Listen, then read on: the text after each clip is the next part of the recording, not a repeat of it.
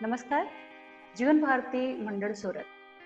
આપ જાણો છો એમ આ 75મું વર્ષ અને કોઈ પણ વ્યક્તિના જીવનની જેમ સંસ્થાનું પણ 75મું વર્ષ હોય અને જ્યારે એ પણ જીવન ભારતી સંસ્થા હોય કે જ્યારે એનું સિદ્ધાંત નહીં નફો એની ઉપર કામ કરતો હોય ત્યારે એની ગુણવત્તા અને એમાંય સર્વાંગી કેળવણીની સંસ્થા.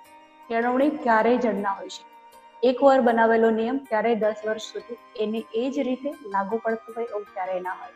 કારણ કે કેળવણી એ મૌલિકતાને નિખારવાનું કામ કરે છે, વ્યક્તિમાં રહેલી પ્રચ્છન્ન શક્તિઓને ઉગાડવાનું કામ કરે છે અને સર્વાંગી કેળવણીની સંસ્થા તરીકે લબ્ધ પ્રતિષ્ઠિત થયેલી આ જીવન ભારતી સંસ્થા વતી હું રશ્મિ આપ સૌને સાદર સપ્રેમ આવકારું છું. અમૃત વર્ષ નિમિત્તે કંઈક ઉત્તમ કરવું અને એવું કરવું કે જે સંસ્થાના સત્વ, એના તથ્ય અને તત્વ ત્રણને સંબંધિત કરે અને આ સમય સંજોગોમાં રહીને પણ એ કાર્ય થઈ શકે, અત્યાર માટે પણ અને ભવિષ્ય માટે પણ.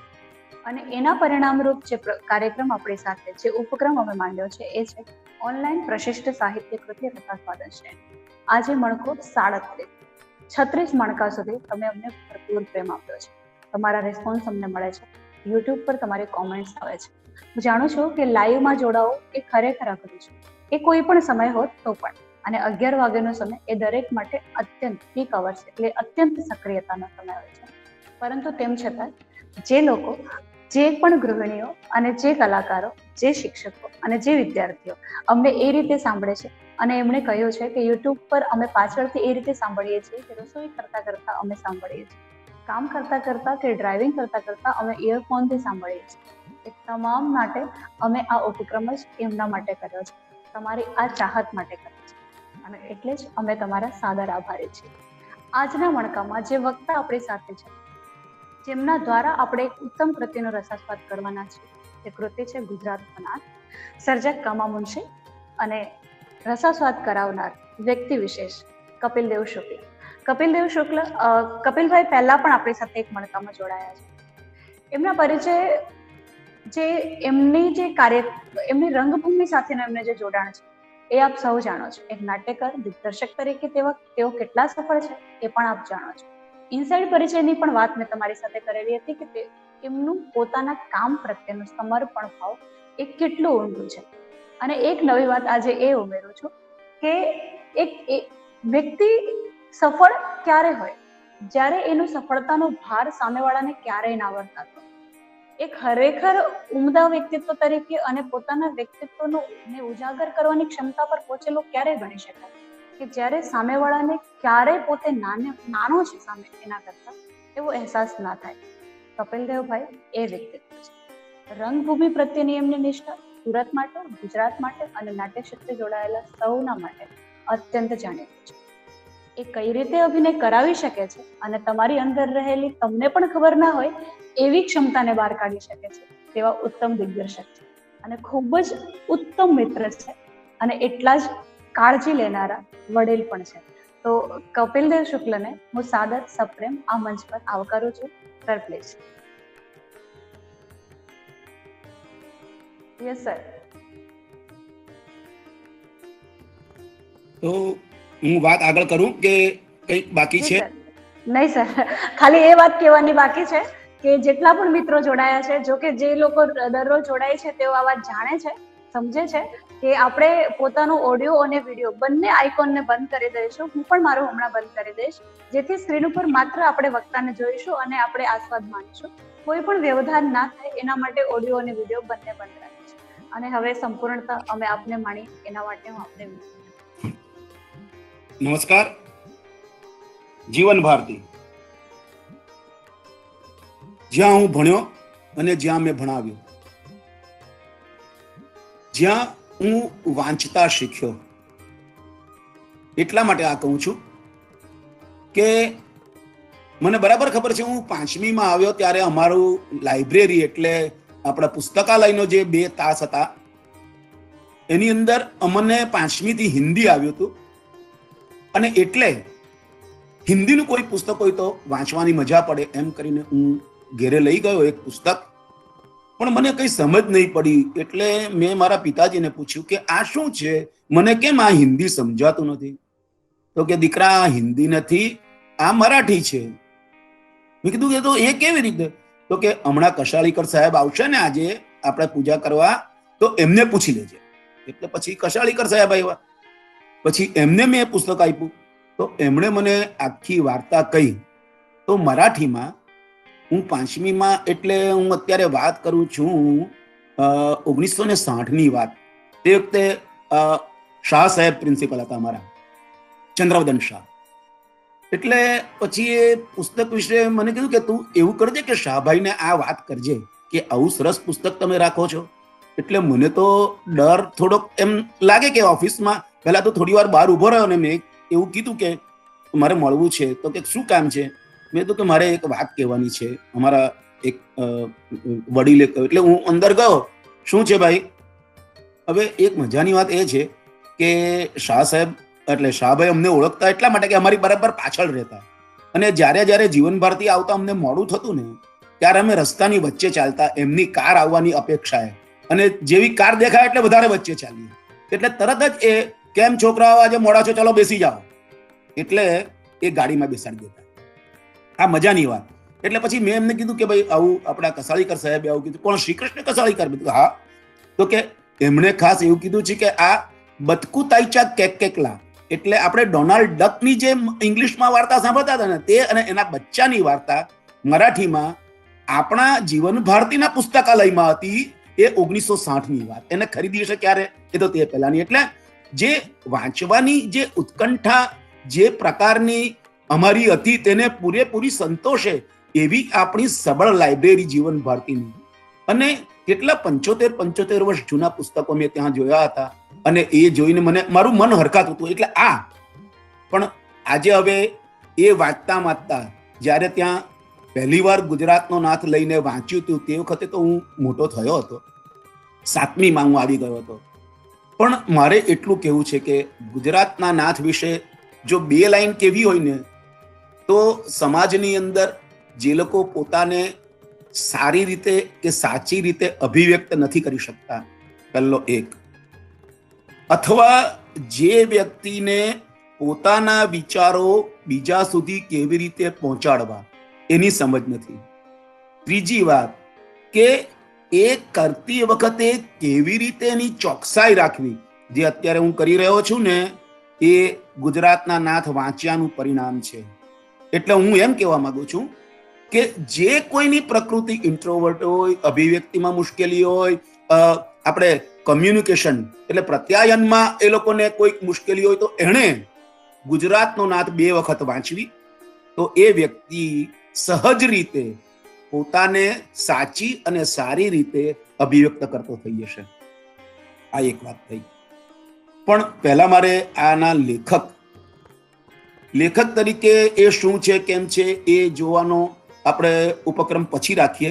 પણ પહેલા વ્યક્તિ તરીકે આ ભૃગુ ઋષિનો વંશજ ભાર્ગવ બ્રાહ્મણ કનૈયાલાલ માણેકલાલ મુનશી ભરૂચમાં જન્મે છે, ભણે છે અને વડોદરાની કોલેજમાં દાખલ થાય છે. ત્યાં એના પ્રોફેસર છે અરવિંદ ઘોષ, જે પાછળથી મહર્ષિ અરવિંદ કહેવાયા. તે વખતે એ બહુ જ ઉદ્દામ એટલે પ્રકૃતિ, એટલે એમની પૂરેપૂરી અસર નીચે મુનશીજી બોમ્બ બનાવવા સુધી પહોંચે છે એમની નિગહબાની હેઠળ. જુઓ આપ કેવી રીતે વ્યક્તિત્વ ઘડાતું હોય છે, અંદરનું જે આખું તત્વ છે.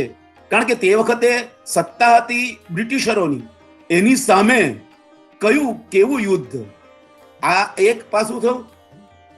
એ 1907માં સૌથી વધારે અંગ્રેજી અને અન્ય વિષયોમાં માર્ક લાવીને વડોદરા યુનિવર્સિટીમાં પ્રથમ ક્રમે ગ્રેજ્યુએટ થાય છે.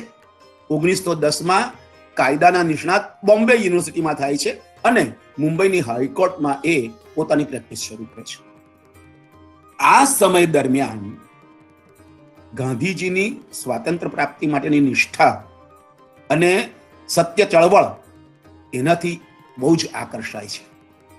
એટલે થોડુંક પેલું છોડીને એ ગાંધીજી તરફ પડે છે. અને મીનવાઇલ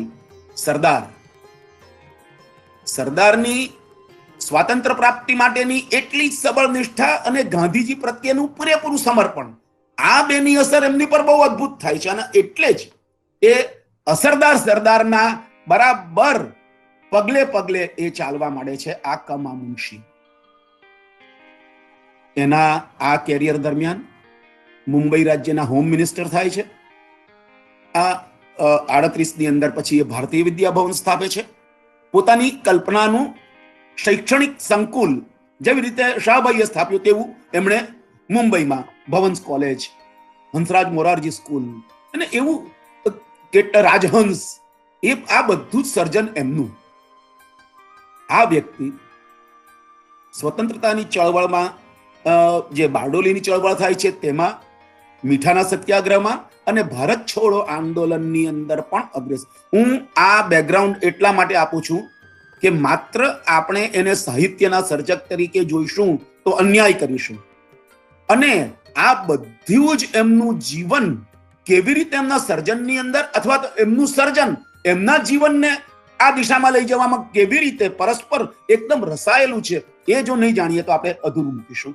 એટલે આ થાય છે. ત્યાર પછી આઝાદી મળે છે. આપણું જે રાષ્ટ્રધ્વજ જે છે ને, એ પસંદગી કયો રાષ્ટ્રધ્વજ પસંદ કરવો તેની કમિટીના મુખ્ય એક માણસ તરીકે કામ કરે છે. અને સૌથી વધારે મહત્વનું મારી દ્રષ્ટિએ જે છે તે બે મહત્વના કામ. સૌથી વધારે જુનાગઢ અને હૈદરાબાદ. જુનાગઢ સ્ટેટને કોઈ પણ રીતે બિનજરૂરી રીતે જે રીતે એને ઉશ્કેરવામાં આવ્યું હતું એ શાંત કરવા માટે સરદાર સાથે તેઓ જુનાગઢ જાય છે. આપણા લશ્કરને આખું તંત્ર સોંપીને કેવી રીતે એ આખું કરવું અને જુનાગઢ જીતાય છે. અને જુનાગઢ આપણા ભારતમાં સામેલ થાય છે. કારણ કે લોકો અને પેલા જે રાજ્ય કરતા એ બેની વચ્ચેની મુશ્કેલી. The same Hyderabad. હૈદરાબાદ સરદાર જઈ શકે એમ ન હોવાને કારણે સરદાર આ મુત્સદ્દી વિશદ જે બુદ્ધિ પ્રતિભા ધરાવે છે એને હૈદરાબાદ મોકલે છે. અને હૈદરાબાદનું કોકડું પણ એ અદ્ભુત રીતે ઉકેલે છે. આ બે વસ્તુ. અને ત્રીજી જે સૌથી મહત્વની વસ્તુ, આ બેને એક ગણીએ તો બીજી, કે જ્યારે આપણું બંધારણની રચના કરવામાં આવી, બંધારણની રચના કરવામાં આવી, એના બંધારણ લખવાના મુખ્ય મુત્સદ્દાની અંદર આપ જો મારી વાત નહીં માનો તો તમે જોશો ઇતિહાસ કે એમનું એટલો બધો સિંહ ફાળો છે. આંબેડકર અધ્યક્ષ હતા, પણ ફંડામેન્ટલ રાઇટ્સ એક વાત, પછી બીજી વાત કે મનુષ્યને એટલે કેવી રીતે આ આપણે ત્યાં જે ઓછી પ્રજા છે જેને વસ્તીની દ્રષ્ટિએ એના રાઇટ્સ કયા કયા, આ બધી વસ્તુનું એટલું સરસ રીતે એમણે આલેખન કર્યું. એટલે લગભગ અડધો અડધ હું છેલ્લા 200 વર્ષની અંદર ભારતમાં થયેલા ગુજરાતના એવા માણસો કે જે વૈશ્વિક પ્રતિભા ધરાવતા હતા તેવા આપણે ગાંધીજીને લઈએ, સરદારને લઈએ, અને ત્રીજા તમારે મુનશીને મૂકવા પડે એટલા માટે કે આના જેવી સર્વતોભદ્ર આવી એમની ભાવના વાળું વ્યક્તિત્વ આપણને જડવું મુશ્કેલ મળે છે. એટલે આ બીજા બધા એકલા સાહિત્યને એકલા આ જો જોઈએ તો એ બરાબર છે. એવો મિનિસ્ટર બને છે આપણા ભારતના ખોરાક અને એગ્રીકલ્ચરના, અને દર જુલાઈમાં સમગ્ર ભારતમાં એ વન મહોત્સવ ઉજવે છે. એટલે ત્યારે એમને ખબર હતી કે પર્યાવરણ જાળવવાની જરૂર ઊભી થવાની છે. એવો જ્યાં લગી રહ્યા ત્યાં લગી એમણે આ કર્યું. ત્યાર પછી પણ ચાલ્યું. એટલે વૃક્ષારોપણની શરૂઆત એ બહુ જ બંધારણીય રીતે દાખલ કરીને એમણે આ પ્રવૃત્તિને આપણા દેશની પ્રવૃત્તિ તરીકે જે મૂકી, એ આપણે માટે બહુ મોટો. એટલે હું એટલા માટે કહું છું કે ગાંધી અને સરદાર પછી જો તમારે કોઈક બીજા એવા મહત્વના જે વૈશ્વિક પ્રતિભા જેનામાં હોય છતાં પણ ગુજરાત માટે કામ કર્યું હોય, એટલે ભારત માટે કામ કર્યું હોય, તેવા આપણા આ મુનશીજી હતા. અમને 1957 સુધી તેઓ ઉત્તર પ્રદેશના ગવર્નર રહે છે, અને ત્યાર પછી હવે આપણે એમના આ સર્જન પ્રકૃતિની વાત કરીએ તો હું તો બહુ નાનો માણસ છું, કારણ કે એમના વિશે હું શું કહેવાનો હતો, પણ નરસિંહરાવ ભોળાનાથ દિવેટિયાએ જે એમને વિશે કહ્યું છે એ હું તમને એટલા માટે કહીશ કે હવે આ સર્જનની વાત પર આવીએ છીએ, પણ એ હું તમને કહી દઉં કે 1912માં એટલે 10માં એઓ વકીલ થયા અને 12માં એ પહેલું પુસ્તક લખે છે અને 13ની અંદર વેરની વસૂલાત લખે છે અને પછી 15ની અંદર બીજી એક પાટણની પ્રભુતા લખવાની શરૂઆત કરે છે, જે 1916માં પ્રગટ થાય છે અને 1917માં ગુજરાતનો નાથ પ્રગટ થાય છે. ગુજરાતનો નાથ પ્રગટ થતા એણે જે આપણા ગુજરાતી સાહિત્યમાં તહેલકો, જેને સાચા અર્થમાં કે જે મચાવ્યો હતો એ અદ્ભુત હતો. અને નરસિંહરાવ ભોળાનાથ દિવેટિયા આ સમગ્ર બ્લુપ્રિન્ટ વાંચીને એનો ઉપોદ્ઘાત લખે છે અને એ ઉપોદ્ઘાત 40 પાના જેટલો મોટો છે. હું માત્ર એમાંથી મને જે ગમ્યું છે એટલું જ લઈશ. કનૈયાલાલ મુનશીની વાર્તાઓમાં એક અસામાન્ય લક્ષણ એ છે, મને એ જણાય છે કે વાચકને વૃત્તાંતના ઓઘમાં જોશભેર જો રસની ઊનતા થયા વગર, આ જો શબ્દોની મજા આ છે કે વાચકને વૃત્તાંતના ઓઘમાં, પ્રવાહમાં, બરાબર, રસની ઊનતા થયા વગર એટલે સહેજ પણ ઓછો થયા, ન્યૂનતા થયા વગર, વશે કે અવશે, ઈચ્છે કે અનિચ્છાએ તણાવવું જ પડે છે. વૃત્તાંતના પ્રબળ વેગમાં લેખક વૃથા વર્ણનો, અનાવશ્યક પ્રસંગો, પાંડિત્ય દર્શક અથવા ફિલસૂફીમાં રચનારી લાંબી અપ્રસ્તુત ચર્ચાઓ ઇત્યાદિના ખેલ માટે લખે છે. ઇત્યાદિના ખેલ માટે નવરાશ જ નથી જણાતી. ડાયગ્રેશન એટલે તે પ્રસંગાંતરિતતા એ જે આણે છે ત્યાં પણ ઔચિત્ય, સંયમ, વિરલતા એ ગુણો સમતોલતા સાચવે છે. આ લેખકનો એક અપૂર્વ ગુણ એવો છે, મને એવો લાગે છે કે આ જમાનામાં વાચક વર્ગને નકામા અસંબદ્ધ લખાણો ખંભવાની શક્તિ નથી. આ 1917માં લખે છે, એ 2020માં પણ એટલું જ સાચું છે. એટલે 103 વર્ષ પછી જુઓ, આ જમાનામાં વાચક વર્ગને નકામા અસંબદ્ધ લખાણો ખંભવાની શક્તિ નથી, ફુરસત નથી. એ કારણથી જ નહીં, પણ કલાના ખરા તત્વો માંગી લે છે તે કારણથી. એટલે આવી 2-3 વાતો એમણે એટલી મહત્વની કરી છે.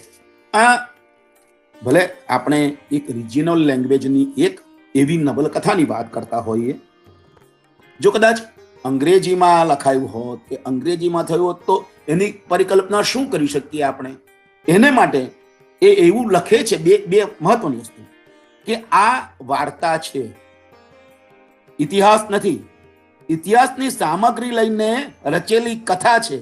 એટલું સ્મરણમાં રાખતા આટલી ઇતિહાસ સાથે લીધેલી થોડી છૂટછાટને ખુલાસો મળવા અને ક્ષમા પણ મળશે. એટલું જ નહીં, પણ એ છૂટ લેવામાં કલા વિધાયકનો ચાતુર્ય ચમત્કાર પણ રસિક વાચકને જણાશે. કારણ કે ઐતિહાસિક પ્રસંગો મુખ્ય ભાગે સાચા લીધા છે. જેમ કે માળવાની ગુજરાત ઉપર ચઢાઈ, શાંતુ મહેતાને પાટણ સાચવવા રાખેલા તે, મીનળ દેવીની જાત્રા, નવઘણ પકડાયો તે, ખેંગારે લીધેલી ચાલ પ્રતિજ્ઞા અને તેનું પ્રતિપાલન, હેમાચાર્યની દીક્ષા, ખતીબ ઉપર ખંભાતમાં થયેલો જુલમ, આ બધા પ્રસંગો સાચા છે અને સત્ય છે. એટલે સૌથી અગત્યની વાત મારી દ્રષ્ટિએ આ બને છે કે આ વસ્તુ લઈને તમે જો વિચાર કરો, શેક્સપિયર થી લઈને, એટલે એમણે એ વસ્તુ લખ્યું છે કે શેક્સપિયર અને ડિકન્સના પાત્રોની પેઠે આ કલા વિધાયકના પેદા કરેલા પાત્રો ચિરંજીવ થવાનું ભાવિ દર્શન મને ખોટું નથી લાગતું. કનૈયાલાલ વાર્તાકાર તરીકે સજીવ સૃષ્ટિના પાત્રોને એવી સૃષ્ટિ ઊભી કરે છે કે પ્રગટ કરનાર સમર્થ વિધાતા છે એમ કહેવામાં મને અતિયુક્તિ નથી જણાતી.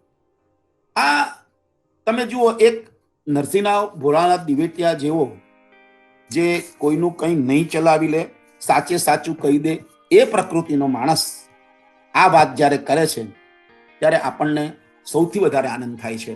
હવે હું સીધો કૃતિ પર એટલા માટે આવું કે સમય મને ઓછો છે અને મારે વાત બહુ લાંબી કરવાની છે.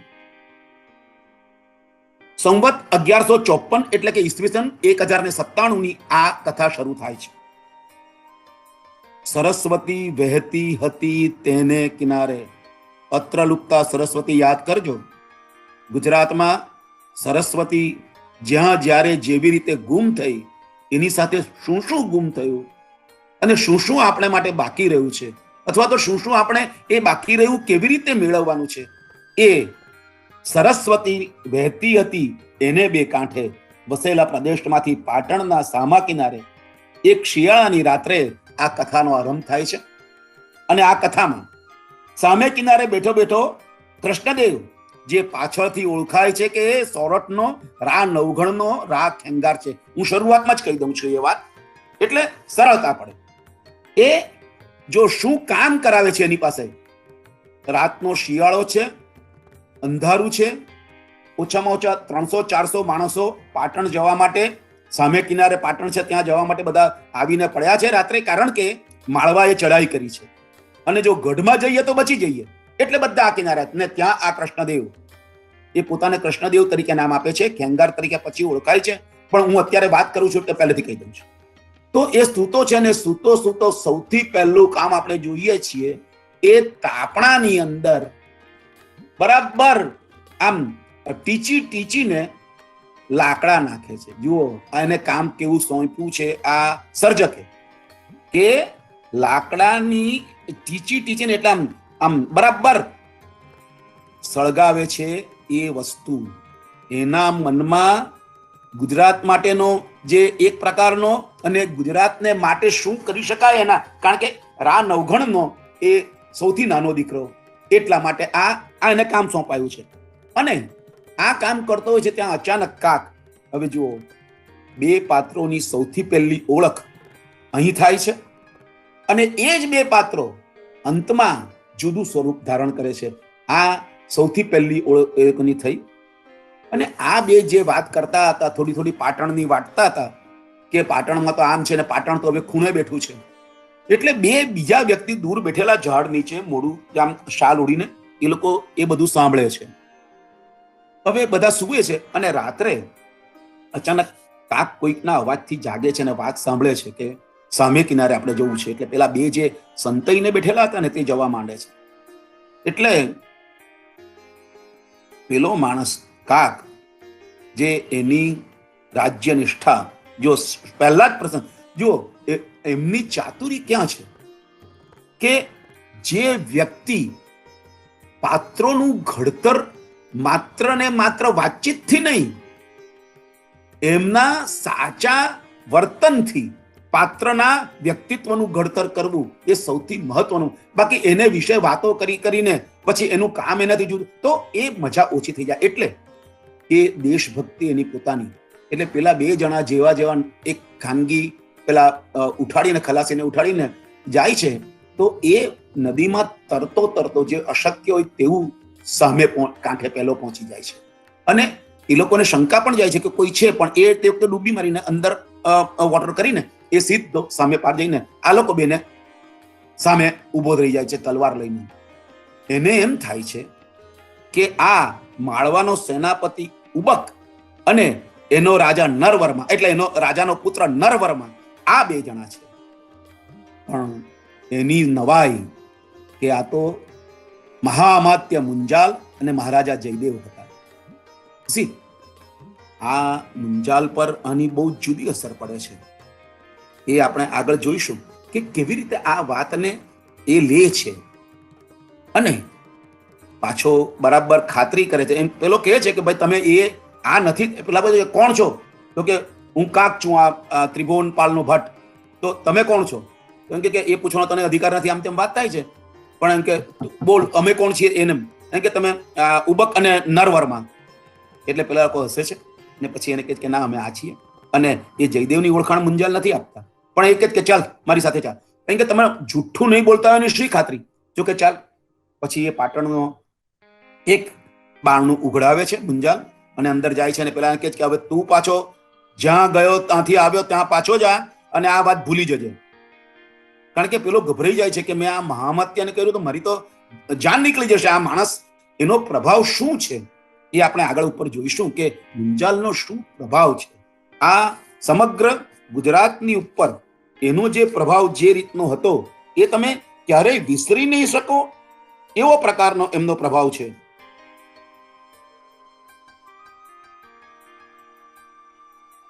બીજે દિવસે સવારે જાણે કંઈક ન બન્યું હોય તેમ પેલો કૃષ્ણદેવ ઊંઘતો હોય છે.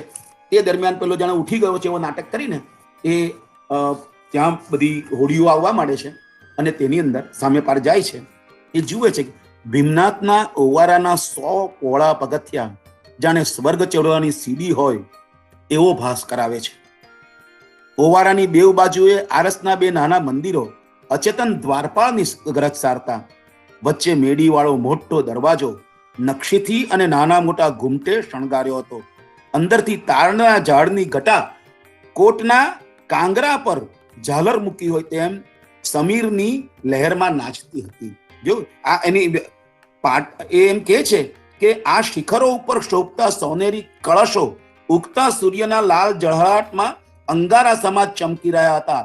અને પાટણના કવિઓ કહેતા કે પાટણના શુરાઓ શમશેર અને મંદિરના કળશ એ બેના તેજે સૂર્ય પણ ઝાંખો થતો.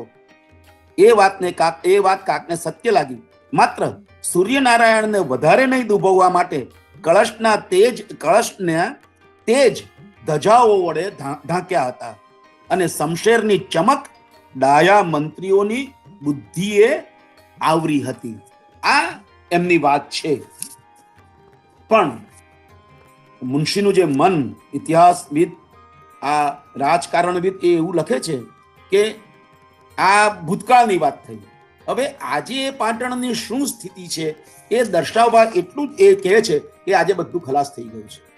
આ સપાટ થઈ જતા ખંડેરો, એ આ વર્તમાનની વાત કરે છે એટલે એમના સમય, આ સપાટ થઈ જતા ખંડેરો હજારો માણસો પગ નીચે ચાંપીને જાય છે અને તેમને ભાન પણ નથી રહેતું કે આ ઈંટ મટોડા નથી પણ પુનિત સ્મરણ ચિહ્નો છે. પથ્થરો નથી પણ પ્રતાપી નગરના પૂજ્ય અસ્થિ છે. માત્ર રખડતા ઇતિહાસના સંશોધકોને નિહાળવાના ક્ષેત્ર નથી પણ ગુર્જરોના પ્રભાવ, બુદ્ધિ અને શૌર્ય આદરેલા અશ્વમેધનું મહાતીર્થ છે. નષ્ટ થયેલા સામ્રાજ્યની આ સ્મશાન ભૂમિ છે. આ એમણે જે વાસ્તવિક સ્થિતિ ત્યારે હતી તેના અનુસંધાનમાં એવો વાત કરે છે. અને આ ત્યાર પછી હવે આપણે મુંજાલને ઓળખીએ. મુંજાલને માટે માળવા ચડી આવ્યું છે, રા નવઘણ પણ ચડી આવ્યો છે, એ બધી વાતો ચાલતી રહી છે. અને તે વખતે જયદેવ એમ કે છે, એટલે મહારાજા જયદેવ, તમે શું જાણો, તમે તો અમાત્ય છો, પણ તમે સોલંકી નથી, તમે પાટણના પતિ નથી. અત્યારે પાટણનું નાક કપાય છે અને તેમાં જેટલું મને લાગે છે એટલું બીજા કોને લાગે? આ વાત જયસિંહ અકળામણના ઉદ્ગાર કાઢીને બોલ્યા. હસતો, નહીં તો તમે આમ બેસી રહો. આ મુંજાલને કહે છે. શાંતુ મહેતા પૈસા આપી સમાધાન કરે, ઉદો મારા હુકમની અવગણના કરે. પેલો કાક એમ ધારે કે ઉબક અને નરવરમાં પાટણમાં આવી લાગ્યા. આથી મારી કીર્તિને વધારે શું ધૂળ ભેગી કરવી હતી? ત્યારે મુંજાલ કહે કે તમારે કારણનું કારણ બનવું જોઈએ. પછી એ માનતો નથી. તમે ચક્રવર્તી થવાનો સંકલ્પ કરો તે બાકી છે જયદેવ. તમે મને અત્યારે રાજા અને અમાત્ય વચ્ચેનો ભેદ બતાવ્યો હશે, પણ મારા જેવો મંત્રી કોઈ રાજાને મળ્યો નથી અને મળશે નહીં. મુંજાલે ગર્વમાં માથું ઊંચું કર્યું. એના સંસ્કારી અવાજમાં સત્તા ગાજી રહી હતી. બીજો કોઈ હોત તો છેલ્લા 4 વર્ષમાં લખલૂટ ધન ભેગું કરી પોતે ચક્રવર્તી બની જાત.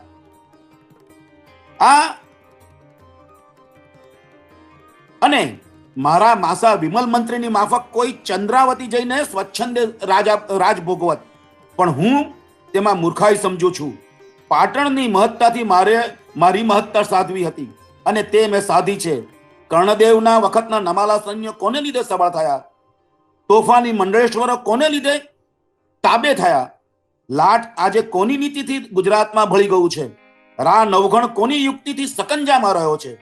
આ બધો પ્રતાપ જે અમાત્યને તમે પાટણ માટે દરકાર નહીં રાખવાનો ટપકો દીધો, તે અમાત્યનો. હા, હું અભિમાની છું. સત્તા મને પ્રિય છે, પણ એ સત્તા મેં સર્જાવી છે, તો શા માટે ગર્વ નહીં ધરું?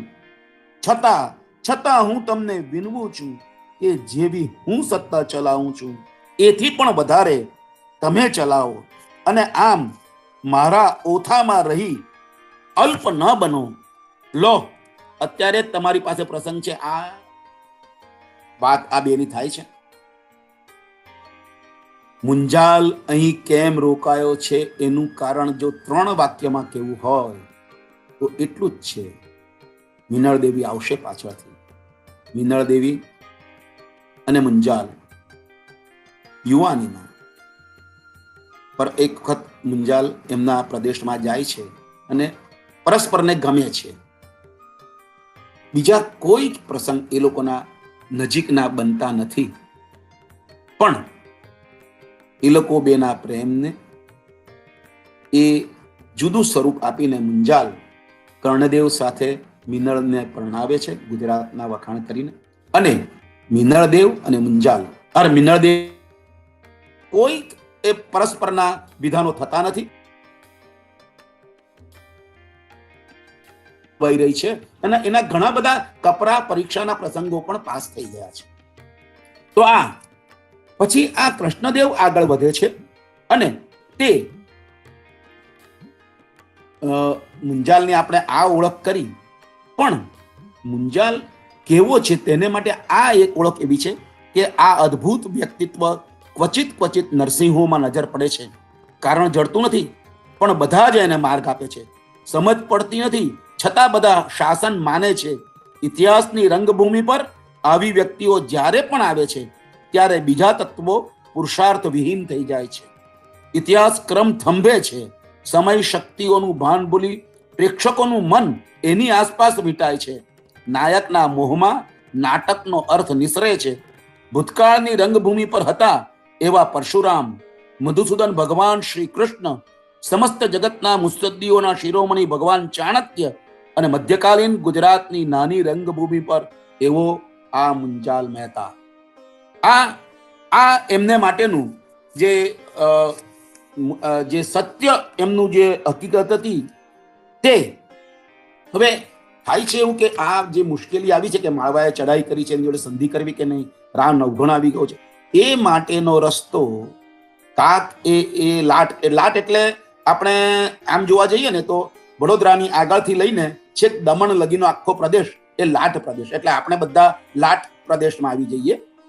ભરૂચ એનું મુખ્ય સ્થળ તે વખતે બનાવેલું એ લોકોએ, પણ આમ તો કર્ણાવતીથી ગણાય, પણ આપણે વડોદરાથી સેજ ઉપર ત્યાંથી કે દમણ લગીનો આખો બધો જ કિનારો એ લાટ પ્રદેશ કહેવાતો. અને લાટના માણસો તે વખતે બહુ જ માથાભારે અને પાટણને માટે બહુ મુશ્કેલી સર્જતા હતા એવા હતા. અને એ બધાને ત્રિભુવનપાળ અને આ કાક એ મળીને પોતાના કરીને પોતાની સાથે રાખે છે. એટલે આ એક વાત થઈ. અને આ વાત જ્યારે આગળ વધે છે ત્યારે એ કાક એવી સલાહ આપે છે, જયદેવસિંહને પૂછે છે, કારણ કે મુંજાલે આ બધું કહીને એના માટે પ્રશ્ન મૂકી દીધો કે તમે આનો સમાધાન કરો તો તમે તો ચક્રવર્તી છો.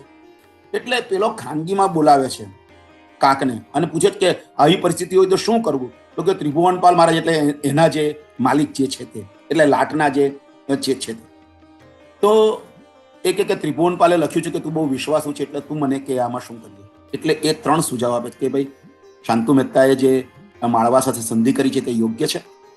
અત્યારે ત્રિભુવનપાળનું જે લશ્કર છે એને રા નવઘણની સામે મોકલીએ અને તમે અહીં જ રહો. ભલે મુંજાલે વાત કરી, પણ એ વાત ફેરવશે સાંજે. અને દેશળ કરીને કે જે આ ખેંગારનો સગો, એટલે રાખેંગાર જે છે એની બેન આની જોડે પરણી છે, એટલે એનો દીકરો આ દેશળ અને વિશળ, એ 2 જણા આ અહીંના મંત્રીઓ છે એની સાથે રહેતા, અને એ લોકો આ ખેંગાર સાથે મળેલા છે. એટલે દેશળને જુદી દિશા મોકલે છે, માળવાની સામે મોકલે છે. એટલે આ બધી વસ્તુ કરવાનું એ સજેશન કરે છે. એટલે મુંજાલ ચોંકે છે કે આવી જે હું પણ એટલે કોઈ જાણતું નથી તે વાત આ માણસ પણ એ કાકની બુદ્ધિ પ્રતિભાનું પરિણામ છે. એ ખરેખર બહુ અજબ રીતે એના મનમાં આવે છે અને એ ચિંતામાં પડે છે કે આ કોણ છે કે આવી સલાહ. એટલે એને એમ થાય છે કે ચોક્કસ આ જયદેવમાં તો આ તત્વ નથી, તો કેવી રીતે આ થશે, તો કોણે આ કરાવ્યું. એટલે કાકની વાતથી આખી વાત ખુલે છે. કાકનું અભિમાન પણ પછી મુંજાલ ધીરે રહીને ઉતારે છે. અને 143 અને 44 હું જરાક ફાસ્ટ જાઉં છું.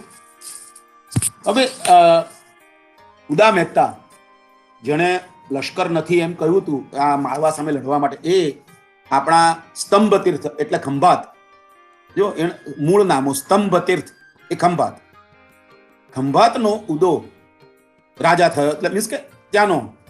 પણ એની પાસે જ્યારે અમદાવાદ જેને આપણે કહીએ છીએ કર્ણાવતી લઈ લીધું અને ત્યાં દાદાને મૂક્યો એટલે એને મનમાં ઓછું આવેલું. એટલે એ કીધું કે ભાઈ મારી પાસે આટલા સૈન્ય નથી એટલે માળવા સામે લડવા નહીં જવાય. એટલે જયદેવસિંહને એ ખરાબ લાગે છે કે આ માણસ મારા શબ્દ ઉથાપે છે. આ વસ્તુ થવાને કારણે જયદેવ કહે છે કે આપણે એને પાઠ ભણાવીએ અને એને બરાબર સરખો કરીએ. તારી આ બે વાત તો આપણે માની લીધી. એટલે કાકને એ મોકલે છે કેમ કે મારી રજા છે, તું જઈને કંઈક કર, એને સીધો કર. એટલે એ ખંભાત જાય છે અને ખંભાત જતા એ બહુ જ અગત્યનો મુદ્દો ત્યાં આગળ ખંભાતની બહાર જે એક મુસ્લિમ વ્યક્તિ છે ખતીબ, ખતીબને એ જુએ છે રડતો પકડતો. એટલે એને પૂછે છે કે શું થયું, તો એ લોકો બધાના ઘર કઈ બાળી મૂક્યા છે ઉદા મહેતાએ, એટલે આ બધી વસ્તુ કઈ થઈ છે. એટલે પેલા ખતીબને લઈને એ ખંભાતમાં દાખલ થાય છે. પણ જેવો થાય છે એટલે આ જે ઉદાના માણસો છે તે તરત જ એની પર હુમલો કરે છે, કારણ કે એ લોકોએ આ બધાને બહાર કાઢેલા હતા અને એમના ઘર બહાર બાળેલા હતા અને આ કોણ એને લઈને પ્રવેશે છે એ કંઈ ખબર પડી નહીં. એટલે ત્યાં મારામારી થાય છે. એટલે સાચા અર્થમાં દંડની જે પ્રક્રિયા છે જે તે વખતે ચાલતી, આજે તો હવે એ કેવું પણ તમને જૂનવાણી લાગે, પણ લાટના યોદ્ધાઓ એટલે આપણા પ્રદેશના યોદ્ધાઓ લાકડી દાવમાં સમગ્ર ગુજરાતમાં નહીં સમગ્ર ભારતમાં શ્રેષ્ઠ ગણાતા. લાકડી દાવમાં એવી લાકડી દાવ આ ગુજરાતના પ્રદેશમાં એ વખતે પ્રવર્તી હતી અને ખાસ લાટમાં. અને લાટના આ યોદ્ધા સામે ખંભાતવાળા માર ખાય છે અને જેમ તેમ કરીને પેલા ખતીબને બચાવીને એક જગ્યાએ કોઈનો આશરો માંગે છે. પણ ત્યાં જો એ જ્યાં કંઈ પણ કરવા જાય છે ત્યાં કંઈક જુદું થાય છે. હવે આ કુટુંબની ઈચ્છા, બ્રાહ્મણો છે એની ઈચ્છા વિરુદ્ધ એમના દીકરાને જૈન ધર્મ અંગીકાર કરવા માટે આ લોકો લઈ ગયા છે, કારણ કે એની માં જૈન ધર્મ અંગીકાર. એટલે આ કેવું ધર્મની વાત જ્યારે પણ આવે ત્યારે આપણે એને કયા એંગલથી જોઈએ એ આપણે નક્કી કરવું. પણ આ તે વખતે પ્રવર્તતી ઘટના એટલે પરિસ્થિતિની વાત છે. એટલે તમે એમ કે એ બચાવવાનો પ્રયત્ન કરે છે, પણ એ જે છે જે છોકરો એ બહુ મોટો આનંદ સુરી જતી ભવિષ્યમાં એ બહુ મોટો જતી થાય છે. એટલે જ્યારે તમામ વિઘ્નો દૂર કરીને કાક એનો દાદો કહે છે કે તમે એને લઈ આવો, એ આ લોકો બળજબરીથી બનાવે છે, ત્યારે પેલો જ કહે છે કે ભાઈ હું તો મારી જાતે જ થવાનો છું, મને કોઈનો મારી પર એ નથી, પણ મારે જૈન થઈને આખા વિશ્વનો ઉદ્ધાર કરવો છે, જૈન મુનિ. એટલે એ મુનિ થાય છે અને બહુ ભવિષ્યમાં એ આગળ જતા બહુ મોટું નામ કાઢે. એવો આ મહાન જે વ્યક્તિ હોય છે તેને છોડીને હવે કાક તો એમ કે છે કે હવે કંઈ થયું નહીં. એટલે પેલા જે મુસ્લિમને પકડી રાખેલો, જે જયદેવની આજ્ઞા પ્રમાણે કે આ ઉદામંત્રીને પાઠ ભણાવવો પડશે, એ ત્યાંથી એને ઉદામંત્રી ગુમ કરી દે છે. અને આ બાજુ આ જે પેલા સાધુનો થવાનાર છોકરાને લેવા જ્યારે ગયો ને ચાંગાને, ત્યારે ત્યાં એને સાંભળ્યું કે કોઈ સ્ત્રી એની દીકરીને એમ કે છે કે ભાઈ તું આને પરણશે, આ મંત્રીને, તો કેટલું મોટું તારું નામ થશે. આમ પણ પેલી ગરબીલી છે એ એમ કે છે કે હું કોણ, હું તો કવિકુલ શિરોમણી રુદ્રદત્તની દીકરી. એટલે આ રુદ્રદત્ત કાશ્મીરથી અહીંયા આવેલા છે અને અહીંયા આવીને વસાયા હતા અને આ એની દીકરી છે. એટલે આપણે કહીએ ને કે એનામાં સંપૂર્ણપણે આપણા પરંપરાના બ્રાહ્મણ લોહી એ એનામાં વહેતું હોય છે. અને એ લોહી એને પોતાની સંસ્કૃતિની, પોતાના વ્યક્તિત્વની, પોતાના કુટુંબની, પોતાના કુળની એટલું બધું અભિમાન હોય છે કે એમ કે છે કે હું તો એટલે આ બધું થાય છે. અને એ છોકરીની વાત સાંભળે છે એટલે કાક ભલે એક કામમાં નિષ્ફળ થયો, પણ આને એ ઉપાડીને અડધી રાતે ચાલવા માંડે છે અને ખંભાતથી થઈને એ સીધો કર્ણાવતી પહોંચે છે. અને કર્ણાવતીથી એ પોતે બીજી દિશામાં એને જવું પડે છે, પણ આને છોડી જાય છે ખંભાતમાં. દાદા મંત્રીને ત્યાં એના ઘર છે, એને ત્યાં એ મૂકી જાય છે. અને ત્યાંથી એ જ્યારે પાછો જઈને પાટણ પહોંચે છે એ દરમિયાન જે ઘટનાઓ બને છે, હું જુઓ સાંભળો, હું ડિટેલ એટલા માટે નથી કરતો કે હું બધું જ જો કહી દઈશ તો ગુજરાતનો નાથ વાંચવા મારી ખાસ ભલામણ એ છે કે આ વાત વાંચવાને માટે તમારે માનસિક તૈયારી તમારી વધે, એ સૌથી અગત્યની વસ્તુ છે. અને એ એટલા માટે હું પૂરી વાર્તા તરીકે નથી કહેતો, પણ પુરુષ વ્યક્તિત્વો જે લોકો સામાજિક કાર્ય કરી રહ્યા છે એને કારણે એમનું વ્યક્તિત્વ આપણી સામે રજૂ થાય છે. તો આ મંજરી, જે હવે આપણે જેને મંજરી તરીકે ઓળખીએ છીએ, જે રુદ્રદત્તની કવિકુલ શિરોમણીની દીકરી છે, એ છોકરી જ્યારે પોતાના વ્યક્તિત્વની વાત કરે, કારણ કે સ્ત્રીઓ તે વખતે આમ બહાર પડી હતી પણ છતાં પણ નહીં પડી હતી. આ 1097 ઈસવીસન અને સંવત 1154 વાત છે. એટલે પણ છતાં પણ એનું ગૌરવ, એ જે વાત કરે છે એ એમ કે છે કે આ બચાવે છે ને, એટલે એમ કે છે કે તારે એમ કે આની જોડે પરણવું જોઈએ. એમ કે હું પેલી કે હું તો પરણેલી છું. કોણ? ત્રિભુવનપાળની પત્ની કાશ્મીરા દેવી. એ કાશ્મીરા દેવી પણ એટલી કુશળ છે કે એ એક ત્રિભુવનપાળને બચાવે છે, પુરુષ વેશ ધારીને જાય છે. એટલે આ આપણે ત્યાં ગાર્ગીઓ કે મૈત્રેયીઓ એ પરાપૂર્વની વાત છે, પણ વચ્ચેના થોડા 600-700 વર્ષ આપણી સ્ત્રીઓએ ઘરની અંદર રહેવું પડ્યું. એના કારણો રાજકીય અને એવા ઘણા બધા છે. સાચી વાત છે, અને એ આપણે સ્વીકારવું રહ્યું. અને એને કારણે થોડીક એવી આપણે ત્યાં વાત આવી કે સ્ત્રીઓએ ઘરમાં જ રહેવું જોઈએ, સ્ત્રીઓએ આમ ન કરવું જોઈએ, તેમ ન. એનું કારણ રાજકીય પરિસ્થિતિ એ 700-800 વર્ષની જે રહી એને કારણે એ ડેવલપ થઈ હતી. બાકણ આપણા પરંપરાના ઇતિહાસમાં એ ક્યારેય થઈ નથી. આપણો પરંપરાનો ઉજળો ઇતિહાસમાં સ્ત્રીઓને પૂરેપૂરું પ્રાધાન્ય અપાયું છે. તો એ એમ કે છે કે હું તો પરણેલી છું. તો કોને? હું તો કાલિદાસને પરણેલી છું. જો આ વાત કરે છે, હું કાલિદાસને પરણેલું છું. અમારે દીકરાઓ પણ છે. અને એ એના પાત્રો વિશે વાત કરે છે. પછી એના બીજા પતિ કોણ કોણ છે? એમ કે કર્ણોને, ભીષ્મ અને કર્ણને શસ્ત્રવિદ્યા શીખવાડનાર મહાગુરુ, 21 વાર આ પૃથ્વીને નક્ષત્રી કરનાર અને કંપાવનાર સમર્થ મહારથી, સર્વશાસ્ત્ર વિદારત મહર્ષિ, પલકમાં આખી ધરાને દાનમાં દેનાર જમદગ્નિનો પુત્ર. બા, તમે મશ્કરી કરો છો? એટલે જો આ જમદગ્નિનો પુત્ર એટલે આપણો પરશુરામ, એનો પતિ છે. એટલે આ એની માનસિકતા આ શું છે, એ કયા પ્રકૃતિ, એ આ આપણને આની વાત પરથી ખબર પડે. આવા એના પતિ છે એવું કે છે. એટલે હું એમ કે કાકને નહીં પરણું, કારણ કે આ લોકો એમ કે તું કાકને પરણ. હવે આ વસ્તુ થવાને કારણે એ પોતાની જે મહત્તા છે એ કાક પણ સાંભળે છે ઇનડિરેક્ટલી, અને એમ થઈ જાય કે ચાલો એમ કે છે કે પહેલા સંસ્કાર અને શુદ્ધતા જોઈએ. બા, દુનિયામાં પદવી, પૈસા કે બહાદુરી થી શ્રેષ્ઠતા નથી મળતી. બા, દુનિયામાં પદવી, પૈસા કે બહાદુરીથી શ્રેષ્ઠતા નથી મળતી.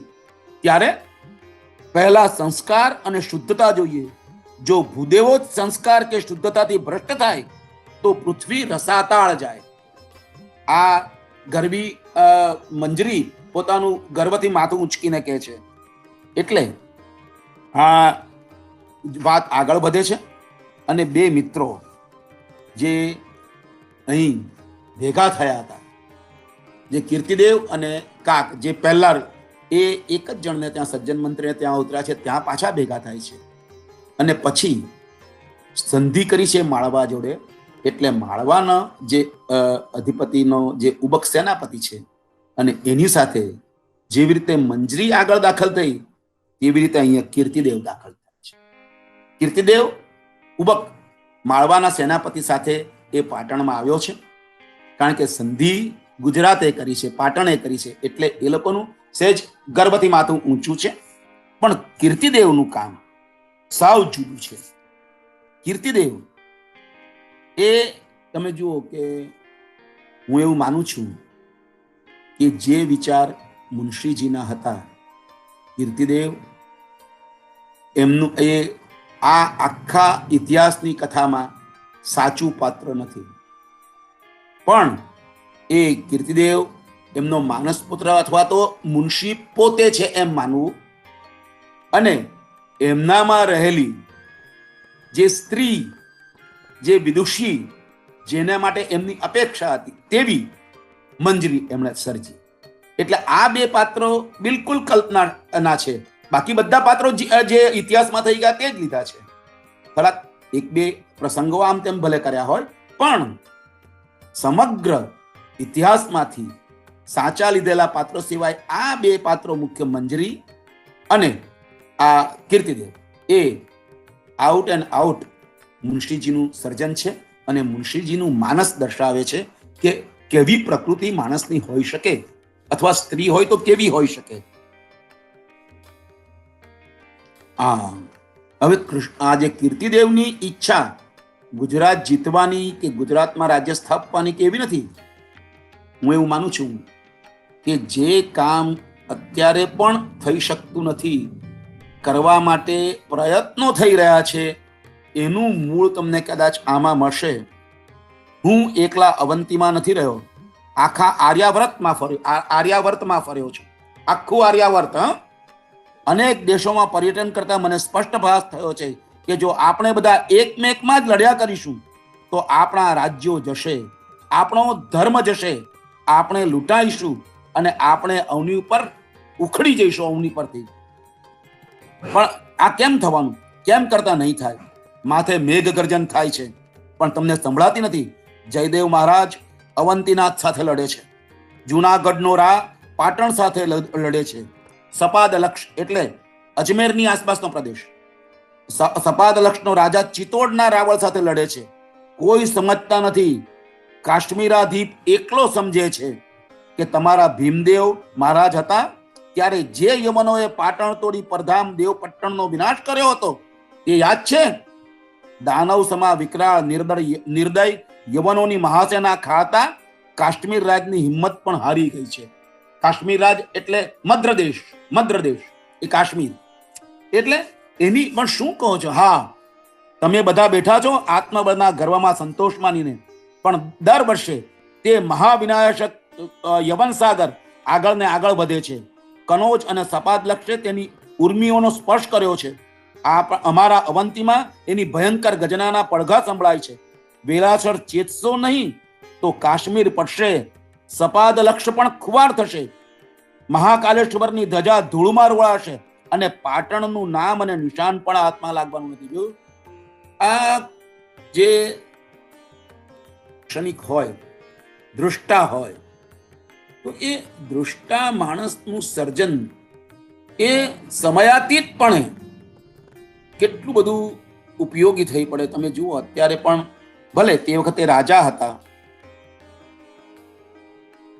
હા, એક પળ યુગ સમી જાય છે. તેથી જયદેવ મહારાજ પાસે સંધિ યાચવા અમારા સેનાપતિ આવ્યા છે. અને તમને બધાને પણ મારી એ અભ્યર્થના છે કે માહોમાયાની કાપા કાપી કરવા કરતા વીરતા વાપરો અસુરો ઉપર.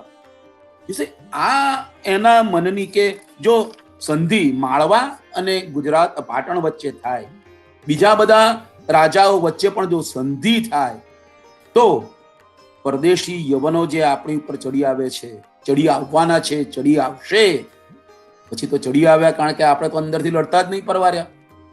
અને એટલે જ આપણે ગુલામ થવું પડ્યું એમ કહીએ તો ખોટું નહીં.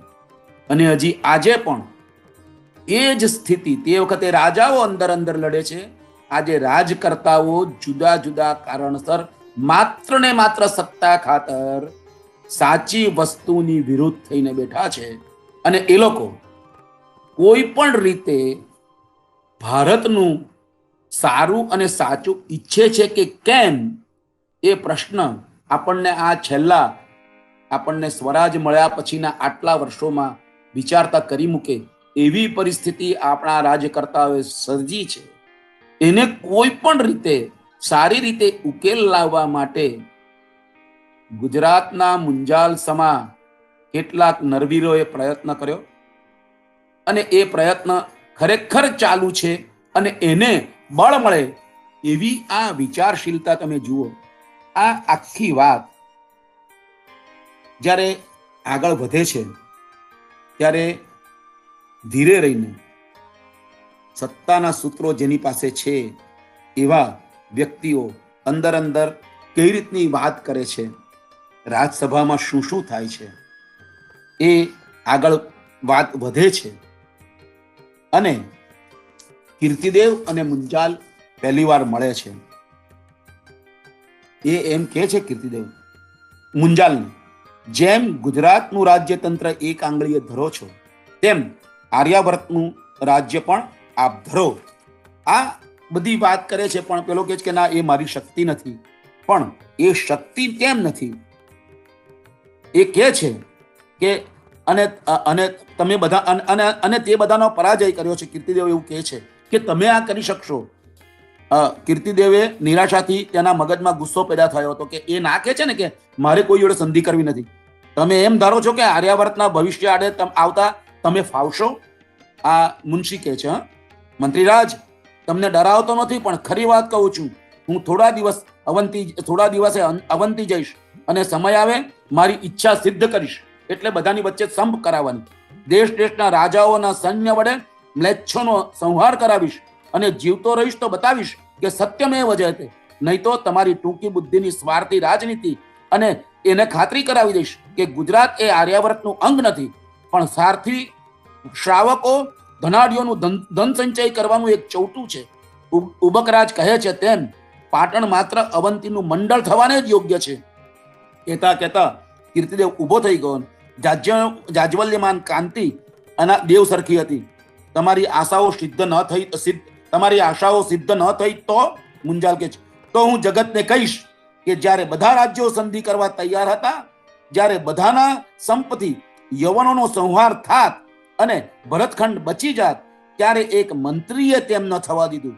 જ્યારે તમારા રાજ્યનો વિનાશ થશે, તમારું પાટણ પાધર થશે, ત્યારે કહીશ કે આ પ્રતાપ એક મંત્રીનો, એક સ્વાર્થપરાયણ મુત્સદ્દીનો હતો.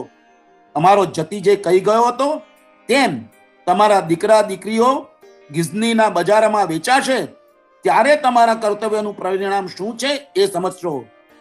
આ આખી વાત એક દાર્શનિક, એક દ્રષ્ટા, સર્જક એક મંત્રીને કહી રહ્યો છે કે આપણે નસીબદાર છીએ કે આજે આ જ વિચારધારા પર, આ જ દ્રષ્ટિથી થોડું ઘણું કામ આગળ વધી રહ્યું છે અને એ થાય એ આપણે માટે ઈચ્છનીય છે. હવે એક મુલાકાત બધા કરે છે પણ ત્યાં સંપ થતો નથી. અને એ છુપી મુલાકાત માત્ર મુંજાલને ઉખાડી મૂકવા કૃષ્ણદેવ એટલે કે ખેંગાર કરે છે, એને કાક ઉલટી કરી નાખે છે. અને ત્યાર પછી વાત જેમ જેમ આગળ વધે છે તેમ સાચી વસ્તુ મુંજાલના હૃદયની એ બહાર આવે છે. અને ત્યાર પછી કીર્તિદેવનું કુળ કયું છે એ કીર્તિદેવ બે કામે આવ્યો છે. એક તો સંધિ કરાવવા માટે અને બીજું પોતાના કુળની જાણકારી મેળવવા. અને એ જાણકારી એ મેળવવા માટે એવી પરિસ્થિતિમાં એ પુરાયો છે. એ અને બીજી વાર હવે શું થાય છે કે આ રાત્રે બધા ભેગા થાય છે ત્યારે મંજરીને ઉદો ફરીથી ઉપાડી જાય છે, પણ એને એ ખબર નથી કે રાતોરાત આ બેને ત્રિભુવન અને કાશ્મીરા દેવીએ પરણાવી દીધા છે. એટલે ઉદો જે ખંભાતનો મંત્રી અને બહુ જ અત્યંત પાવરફુલ, જે મુંજાલને એટલે મુંજાલ મારી સમકક્ષ છે એવું માનનારો એ માણસ બીજી વાર આ એક ખોટું કામ કરી બેસે છે. પહેલા તો એ ખંભાતમાં તો કારણ કે એની માં શ્રાવક થઈ ગઈ હતી એટલે એને માં પરણાવવા માંગતી હતી ઉદા જોડે, પણ હવે પેલી બ્રાહ્મણી આ બ્રાહ્મણને પરણી ગઈ છે, છતાં પણ એની જાણ બહાર હોવાથી એ ઉપાડી જાય છે અને ઉપાડી જઈને એને એક એવી જગ્યાએ પૂરે છે કે જ્યાં ક્યારેય કોઈને ખબર જ નહીં પડે. હવે એ વાત આપણે આગળ કહીએ કે આ આખી પરિસ્થિતિમાં મંજરી અને કાક ભેગા થાય છે. મંજરી પહેલી વાર પરણી હોય છે અને અપમાન કરે છે કારણ કે એને પરણવું પડે છે આ ઉદાથી બચવા માટે. હવે જ્યારે આ બધું જ પતે છે અને કીર્તિદેવ કોણ છે એ ખબર પડે છે, એટલે જુઓ આપણે ત્યાં ક્યારેય ફેન્ટસી છે ને, એટલે કયા પ્રકારની ફેન્ટસી આપણને આકર્ષે જ્યારે ખબર પડી જાય કે કીર્તિદેવ એ મુંજાલનો દીકરો છે, એ બધું જ બહાર આવી જાય છે. ત્યારે લોકોમાં કઈ વાત ચાલે છે એ ફેન્ટસી, એમ આ મુનશીજીનો આ એક જુદો જ ખૂણો છે. મુનશીજીનો વાત ચોક્કસ હતી, એના પુરાવા પ્રત્યક્ષ હતા. તે આ પ્રમાણે એટલે લોકોના મનમાં કઈ વાત ચાલતી હતી તેના વિશે આ કીર્તિદેવ ને બધાની અને કાકની. મુંજાલ મહેતાનો છોકરો મામાને ત્યાં સોરઠમાં રહેતો હતો ત્યારે શેષનાગ સોમનાથની જાત્રા કરવા આવ્યા. આ નાગરાજ જાત્રા પૂરી કરી પાછા ફર્યા ત્યારે વંથળી આગળ આ કંદર્પની કાંતિને લજાવે એવો કાંતિવાળો કુંવર રમતો દીઠો અને શેષનાગ આ કાંતિ જોઈ મોહ્યા. પાતાળમાં રહેલી અનેક નાગનાગણીઓને અને તેના જાયાઓને વિસરી ગયા અને છોકરાને ઉપાડીને ચાલતા થયા. મુંજાલ મહેતાને ખબર પડતા તેણે પુત્ર ફરી મેળવવા અનેક પ્રયાસો કર્યા પણ બધા વ્યર્થ ગયા. આખરે જ્યારે ભટ્ટરાજ કાક પાટણ આવ્યો ત્યારે એણે પાતાળમાં જઈ પુત્ર લઈ આવવાનું બીડું ઝડપ્યું. તેણે નર્મદાજીની આરાધના કરી અને તે મહાદેવી પ્રસન્ન થતા અભય વચન લઈ આ અડગ ભટ્ટરાજે હિંગળા ચાચરને ઓવારે જઈ 7 દિવસ અને 7 રાત કાળ ભૈરવ સાથે યુદ્ધ કર્યું. આખરે કાળ ભૈરવ હાર્યો અને ખભે બેસાડીને કાકને પાતાળમાં લઈ ગયો. ત્યાં શેષનાગે મુંજાલ સૂતને છોડવાની ના કહી. કાક એને વળગ્યો અને ઘસડતો તેને વિમલ શાહની વાવ સુધી લઈ આવ્યો. ત્યાં કાક અને નાગરાજ વચ્ચે યુદ્ધ થયું અને કાળ ભૈરવની સહાયતાથી શેષનાગ હાર્યો અને મુંજાલ સૂતને લાટનો યોદ્ધો રાજગઢમાં લઈ. જો આ કેવી ફેન્ટસીની રચના એમણે કરી છે એ આપણને એક જુદો એમનો ખૂણો સર્જક તરીકેનો ખબર પડે છે. તો આ જ્યારે એનો વાત આગળ વધે છે, હવે જયદેવ જે છે એ રાણક દેવીના પ્રેમમાં પડે છે. એ કાલડાની દેવડી એટલે રાણા. આ બધું કરતા કરતા વાત એવી રીતે આગળ વધે છે કે કાકની જવાબદારીઓ વધવા માંડે છે. એને માથે જુનાગઢ જઈને આ એક જુદું કામ કરવાની એક જવાબદારી આવી પડે છે. આ બધી વાતમાં એ જાય છે, પણ એ જ્યારે જાય છે ત્યારે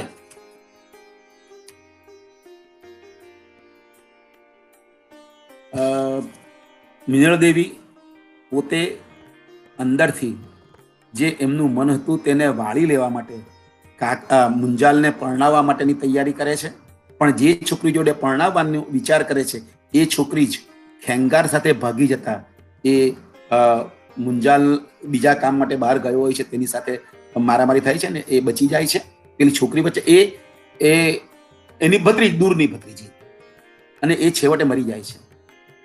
ત્યારે મુંજાલ કહે છે કે સત્તા ભોગવવી હોય તેને સુખનો અધિકાર શો. આ લાઈન તમે યાદ રાખજો કે સત્તા ભોગવવી હોય તેને સુખનો અધિકાર શો. એટલે આ બધી વાતમાં એ સોરઠ જાય છે અને કાક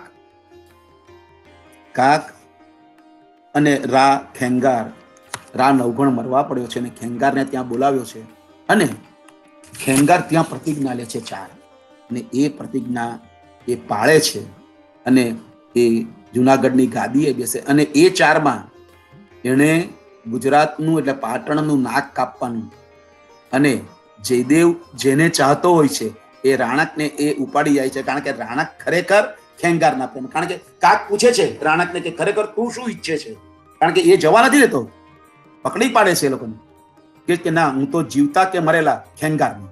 એટલે એ મિત્ર તરીકે જુઓ આ મને સૌથી મહત્વની વાત એવી લાગે છે કે મને કાક અને આપણો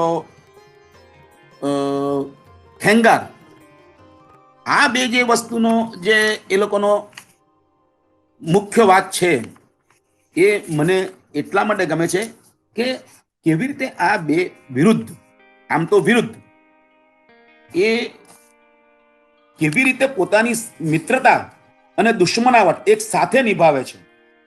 એ માટે સૌથી મહત્વની વાત આ છે મારી દ્રષ્ટિએ. એ 4 જે પ્રતિજ્ઞા લે છે એના 3 મોટા ભાઈઓ હોય છે. એમાં એક તો ચંદ્રચૂડ, જે કાયમ ચૂડી પહેરે એટલે માતાજીની ઉપાસના કરતો હોય છે. બીજો પણ છેવટે ખેંગાર કહે છે કે બાપા, હું તમારી 4 પ્રતિજ્ઞા પાડીશ ને હું જુનાગઢ લઈશ. એટલે એને આશીર્વાદ આપીને જાય છે. હવે તે વખતે કોઇન્સિડન્ટલી આ કાક એની સાથે જ હોય છે, કારણ કે કાક એની પાછળ ગયો હોય છે અને ખેંગાર એને સાથે લઈને જાય છે. પણ આવું થશે એવી કલ્પના નથી હોતી. અને ત્યારે રા ખેંગાર અને કાક, આ બેની જે વાત મને છે એ સૌથી વધારે બે. હવે ગુજરાતની વિરુદ્ધની વાત છે, જુનાગઢના રાજાની, રાનવગણની, એની હાજરી કાક સામે થાય છે અને કાક એ છોડવાની ના કહે છે. એ પરિસ્થિતિની અંદર એ એમ કહે છે કે મારે પાટણ જોડે વિગ્રહ કરવો પડશે. મને નહોતી ખબર કે આટલો વહેલો કરવો પડશે. કેમ બોલતા નથી? મહારાજ, આપની છેલ્લી પ્રતિજ્ઞા જોઈ પછી હું શું કહું? આ કાક અને ખેંગારની વાતચીત છે. ઘણા સ્નેહથી ખેંગારે કાકને ખભે હાથ મૂક્યો. મારી જગ્યાએ તું હોત તો શું કરત? કાક કહે છે, આપે જે કર્યું તે જ કરત મહારાજ. ત્યારે બાપુ સોરઠ આવી, હું તો તમારા ગુણનો દાસ થઈ બેઠો છું. આ કાક કહે છે, કાક તું મિત્ર જ થઈ રહે એટલે મારે બીજું કંઈ નહીં જોઈએ. આ ભવે તો મહારાજ તમારો મિત્ર રહેવાનો. બોલો શું ફરમાવો છો? કાક મને એક સ્પષ્ટ વાત કહે, તું મને ઓળખે છે, મારી પ્રતિજ્ઞાઓ તું જાણે છે. શું જયદેવ ચક્રવર્તી થવાને સર્જાયો છે અને હું નથી? મહારાજ, હું આજે એ જ વિચાર કરતો હતો કે તમે પાટણની ગાદી પર હોત તો વિક્રમ રાજાની કીર્તિ લોકો વિસરી જાત. જરા ગર્વથી ખેંગાર ટટ્ટાર થયો. પાટણની ગાદીમાં શું છે અને જુનાગઢની ગાદીમાં શું નથી? ત્યાં મુત્સદ્દીપણું અને શૌર્ય બેવ છે, અહીંયા માત્ર શૌર્ય છે. આ કાકનો જવાબ. કાક, મારું શૌર્ય અને તારું મુત્સદ્દીપણું એ બે શું ન કરી શકે? કાક, મહારાજ એ શું બોલો છો? સત્ય, મારે તને મારો મંત્રી કરવો છે. કાક, મહારાજ એ કેમ બને? સહેલાઈથી અહીંયા આવીને રહે. શું જયદેવને વેચાયો છે એમ પૂછે છે? ના. ત્યારે એ સ્વાર્થી તારી શું કદર કરવાનો હતો? પણ કે ના, મારો તો ત્રિભુવન સર્વસ્વ. અને ત્યારે વિધાતાએ કંઈક બીજું બોલો તારા જેવો, એટલે આ કહે છે કે હા, તમે તો મને આજે બોલાવો છો, પણ ત્રિભુવન પાલે તો હું જ્યારે લાટમાં રખડતો સૈનિક હતો ત્યારે મારો હાથ ઝાલ્યો છો, એટલે એનો પાડ હું કેમ ભૂલું? તેથી શું તારું ભાગ્ય તું પડીકે બાંધે છે? ના, તે તો વિધાતાએ ક્યારનું એ લખ્યું હશે. કાક બોલો. એટલે ખેંગાર કહે છે, તારા જેવો હરામી તેમજ તારા જેવો ભલો માણસ મેં બીજો જોયો નથી. અને કાક એનો જવાબ આપે છે, ને મારો આટલો કડવો અનુભવ લીધા પછી મારી આવી કદર કરનાર પણ મેં કોઈ જોયો નથી. તું નહીં જ માને? ના. કાક, તું મળ્યો ત્યારે મને એવું હતું કે મારું ભાગ્ય ઉઘડ્યું, હવે લાગે છે કે બંધ થઈ ગયું. ત્યારે શું કરવું છે? તો મારે તને કેદ કરવો પડશે, હું 12 દિવસ પછી છોડીશ. તો કે હું કેદ કરવા તૈયાર છું, આ મારા શસ્ત્રો લઈ લો. એ કેદમાં પડે છે. એને ત્યાંથી આપણી મંજરી, જે ગર્વ એનું જે હતું તે બધું ખંડન થઈ ચૂક્યું છે. એની આ યોગ્યતાને ધ્યાને લેતા અને એને પુરુષ વેશ ધારણ કરીને છોડાવી લાવે છે. અને છેવટે આ બધા ભેગા થાય છે અને જયદેવ જે અત્યાર લગી આ રાજા થયો છે અને ચક્રવર્તી થવાની શરૂઆત કરવાની જે પરિસ્થિતિ છે તેમાં એ કહે છે કે મારે કાક અહીંયા નહીં જોઈએ. મારે મન સૌથી મહત્વની આ વાત આ છે. જયદેવને જે ડર લાગે છે ને તે એ મુંજાલની જોડે એ બહુ મહત્વની વાત છે. પણ કારણ શું? એ તો કાક ઘણો ઉપયોગી છે. બા એને રાખવાનું કહે છે, નહીં, મારે તો એને અહીંથી કાઢવો છે, નહીં તો હું એને દેશ નિકાલ કરીશ. એટલું બધું? હા, એ અહીંયા રહેશે તો રાજ્યનો સ્તંભ થઈ રહેશે. અને એ તમને એના પરાક્રમની માહિતી નથી. આ મુંજાલ કે છે મહેતા એના પરાક્રમની ખબર છે ને, તેથી જ કહું છું કે હું એને કાઢવા માંગુ છું. કાક સાચું પાત્ર છે. એમાં મને સમજ નહીં પડી. મુંજાલ કે છે ખેંગાર દેવડીને ઉપાડી ગયો, તેમાં એનો જ કઈ હાથ છે.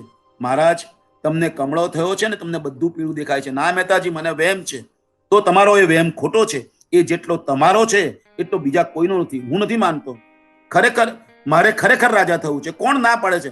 મહેતાજી, જ્યાં સુધી એ છે ત્યાં સુધી એ મને રાજા નહીં થવા દે.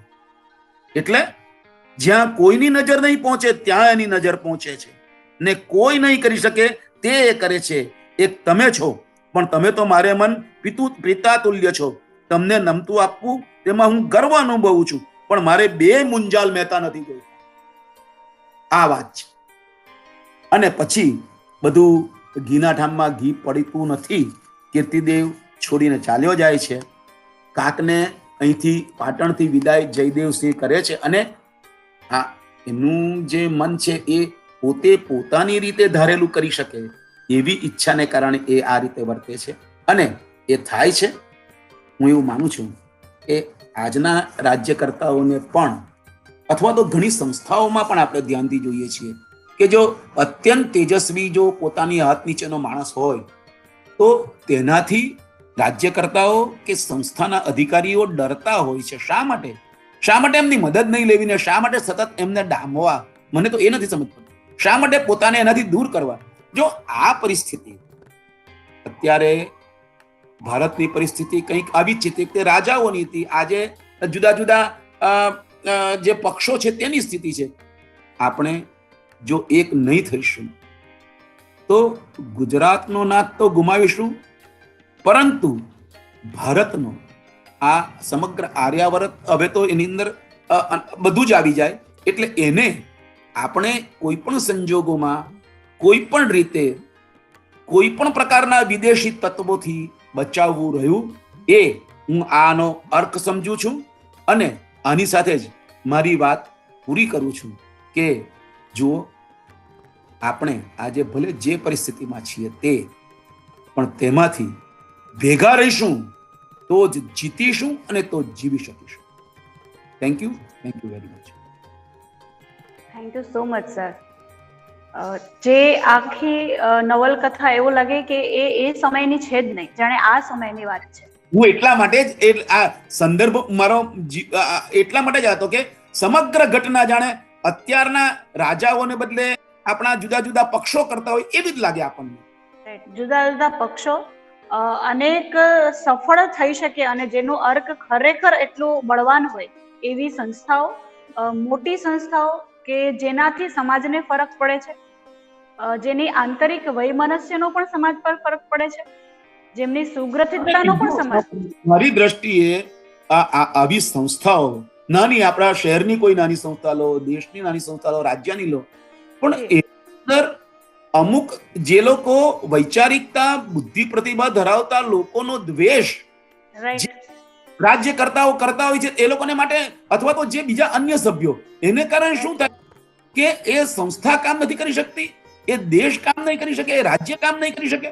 અને એને માટે આપણે એવું નથી કહેતા કે બધાને બધું જ આવડે છે, નથી આવડતું.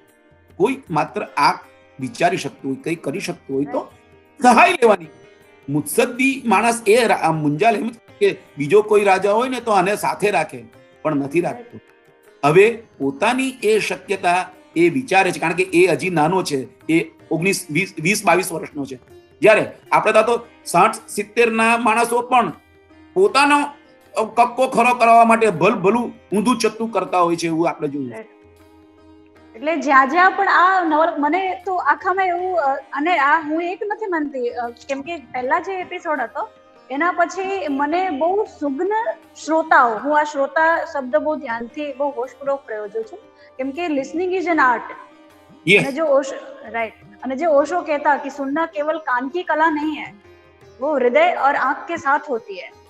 તો એવા જે સજ્જ વર્ગ છે એમના પરથી એવો ફોન આવ્યો હતો કે આજના જે વક્તા હતા, કમાલ વક્તા હતા, એમને તો તમારો કોઈ પરિચય જ નહોતો આગળ પાછળનો. જે પરિચય હતો એ 45-50 મિનિટનો જ પરિચય હતો. અને હું માનું છું કે આપણે બધા માનીએ છીએ કે ઉત્તમ પરિચય એ જ હોય છે કે યદા યદા મુંચતી વાગ્બાણમ તદા તદા જાતિ કુલ પ્રમાણમ.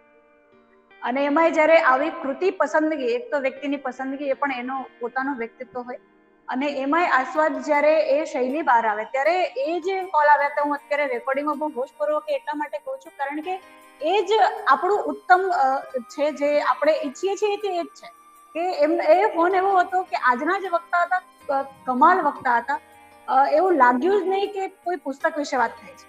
અમે ભૂલી ગયા કે નાનકડી વાત એ ઉમેરી દઉં કે તમે એમનું જે રાજકીય જીવન મુનશીનું જોયું ને, જે મેં આગળ શરૂઆતમાં વાત કરી, તો તમે જોજો કે આ નવલકથા સર્જનની પ્રક્રિયાના બધા જ પ્રસંગો જાણે કે એણે પોતાના જીવનમાં મૂક્યા અને એ પ્રમાણે એ જીવ્યા, અને એ ભારતની એકતા કરવા માટે એણે જે બંધારણ ઘડ્યું, તમે જુઓ, એણે પોતાના વિચારોને બને એટલા પોતાના જીવનના વ્યવહારમાં એને મૂક્યા. એટલે આ જે સર્જક હોય છે ને, એના જે વિવિધ પાસાઓ છે, માત્ર પુસ્તકો લખીને બેસી રહેવું એ નહીં, એની પાછળના વિચારોને અમલમાં આવે, એથી વિશેષ હું કહું. રાઈટ. અને એ તમે જે કહો છો એ વાત બહુ સાચી રીતે અસર કરતી હોય છે, કારણ કે વાંચીને એકવાર ઇમ્પ્રેસ થઈ શકે, પછી નજીક ગયા પછી તો વ્યક્તિનું જે અસલિયત છે, જે એનું આંતરિક છે, એની જ અસર થતી હોય છે. અને તમારી વાત સાથે હું એટલા માટે સહમત છું કેમ કે અત્યારે તો હું જે લોકો પાછળથી જોશે એનું પણ પ્રતિનિધિત્વ કરું છું, અને મારી પોતાની રીતે અત્યારે જે લોકો જોડાયેલા છે એમના તરફથી પણ વાત કરું છું કે અત્યારે જેટલા મોટિવેશનલ સ્પીકર્સ છે એટલા ક્યારેય પહેલા નહીં હતા, પણ છતાં આજે જેટલી સમસ્યા છે અને આજે જેટલું ઇન્ટરનલ ઇમોશનલ સ્ટ્રેસ છે એવું પહેલા ક્યારેય નહીં હતું. અને એનું કારણ છે કે લોકો ઢગલાબંધ મોટિવેશનલ સ્પીકર પાસે જાય પણ છે, પણ છતાં વ્યક્તિ પાછળથી બોલવે છે કે આને ખાલી બોલવું છે ને, કરે શું છે. અને તમારા વિશે એક વાત કરવી છે, આ વાત હું તમને નહીં, ખરેખર તો જે મિત્રો જુએ છે, પાછળથી જોવાના છે, યુટ્યુબ પરથી જુએ છે ખૂબ બધા લોકો, એમને કહું છું કે કપિલભાઈ માટે આ બીજી વાર એમનું સેશન રાખ્યું છે એ એમના કારણે, એ માંગીને રાખ્યું છે એટલા માટે કારણ કે ઓડિયન્સ રિસ્પોન્સ એવો હતો કે આ વ્યક્તિ જ્યારે વાત કરે છે ત્યારે અમે ભૂલી જઈએ છીએ કે કોઈ પુસ્તક વિશે વાત થઈ રહી છે કે કોઈ કૃતિ વિશે વાત થઈ રહી છે. અમે એટલા બધા ઇન્વોલ્વમેન્ટ થઈ જઈએ છીએ કારણ કે કપિલભાઈ પોતે એટલા ઇન્વોલ્વ હોય છે. અને આજના માટે પણ એવું સેશન રહ્યું, અને તમને જણાવી દઈએ કે એમની પાસેથી ત્રીજી કૃતિની પણ માંગ કરી છે. જી અને એનું કારણ એ છે કારણ કે જે આ ઉપક્રમ માંડ્યો છે એનો બહુ શુદ્ધ અને બહુ સ્પષ્ટ હેતુ છે કે ઉત્તમ રીતે 75 પુસ્તકો સુધી વ્યક્તિને દોરી જવું, જેની અંદર ઓલરેડી વાંચવાની થોડી ભૂખ છે, પણ એને હજી એવું લાગે છે કે કદાચ જેવી રીતે ભાગવત વિશે થઈ ગયું છે, હવે ઘણે અંશે એ વસ્તુ તૂટી છે કે વૃદ્ધોનું કામ છે નહીં, કારણ કે એમની સામે કદાચ પીરસાયું એવું છે, કદાચ જે પીરસાયું છે અને જ્યાં કનેક્ટ થયા એ બંને વચ્ચેનો મેળ એવો રહ્યો છે. પણ જ્યારે તમે વાત કરો છો, જ્યારે ગઈકાલે વાત થઈ, જ્યારે સોક્રેટિસ વિશે મનસુખભાઈએ વાત કરી, જ્યારે સળગતા સૂરજમુખી વિશે વાત થઈ, અને કાલે ચૈતન્યભાઈએ વાત કરી, જ્યારે મેઘદૂત પર જય વસાવડા વાત કરતા હોય, ત્યારે અમને યુથને એવું લાગે છે કે નહીં, આ તો આપણને જે ગમે છે એવી વાત છે, આ કઈ એવું ભારેખમ નથી, આ ખરેખર પહોંચવા જેવું છે. અને આ વાતને ધ્યાનમાં રાખીને તમારો બીજો પણ સમય ચોરું છું, અને તમારી ત્રીજી પણ એક કૃતિ તમે આસ્વાદ કરાવશો એ માંગણી હું અહીંયા જાહેર કરું છું. તમારી પાસે ના પાડવાનું કોઈ કારણ નથી, કારણ કે આપણે તો યાચના પણ દાદાગીરીની રીતે કરીએ છીએ ને. તો આજના મણકાને અહીંયા પૂરું કરું એના પહેલા આવતીકાલની જાહેરાત કરું છું કે આવતીકાલે પણ એક અદ્ભુત નાટ્ય સાથે જોડાયેલો, રંગમંચ સાથે જોડાયેલો વ્યક્તિત્વ જેમને ગિનીઝ બુક ઓફ રેકોર્ડ્સમાં અને અનેક સન્માનો પ્રાપ્ત કર્યા છે, મોરારી બાપુએ જાહેરમાં જેમને પોતાના આસન પર બેસાડીને સન્માનિત કર્યા છે એવા પ્રવીણ સોલંકી, અને કાલે વાત કરશે લોક રામાયણ પર. લોક રામાયણ એટલે કે રામાયણ જે અલગ અલગ સ્થાનો પર કઈ રીતે આવ્યું છે, અને એક લોક રામાયણના એમની પાસેથી 2 એપિસોડ લીધા છે, એટલે કાલે ભાગ 1 વાત કરશે લોક રામાયણ પર આપણી સાથે પ્રવીણ સોલંકી. અને આજના મણકાને અહીંયા પૂરું કરું છું. આપ સૌરા સપ્તમ સાગર આભાર. Thank you very much.